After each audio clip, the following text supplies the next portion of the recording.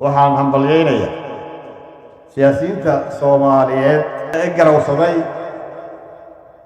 in Somaliland ay wax weyn qabsatay xaqna u leedahay madaxbannaanideeda aad baan u hambalyeynaya oo ugu horeeyo ra'iisul wasaarihi hore Rooble siyaasiyiinta kalena waxaan leenahay ee Soomaaliyeed ee Somaliland ka xun qabsigeeda ee ka xun ictiraafkeeda ee ka xun nabadeeda ilaa shabaab aan ku soo sallidaynaa si ay Somaliland u yeesho oo lana kuwa wadada wanaagsan qaaday ku dayda haddii kalena waxaan idin leenahay balka waraabaha la yidhaahdo ayay Soomaalidu tidhaahdaa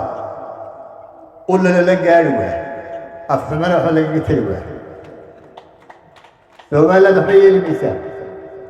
Somaliland way soconaysaa meel bay ku socotaa waana gaadhaysaa Somaliland waa dad jecel waa dad wanaag jecel waa deris jecel laakiin waxay diyaar u yihiin inay dalkooda iyo dadkoodaba difaacaan difaacu dalku gorgorta geli maayo Somalilandna waa la yaqaanaa xuduudadeennana waa la yaqaanaa oo dunidu way wada garanaysaa waxba gudub ku jira maayo Soomaaliya waanu faragelinta qaawan ay ka wado bariga Sool si weyn baanu cambaaraynaa horena waanu cambaaraynay dadka bariga Soolna waa dad Somaliland wax dhibaato ma haynaan ma jirto wax colaado loo hayaana ma jiro وعلى البري هون ولا خلطنا اللي هنا كثير مرة واحد خلطنا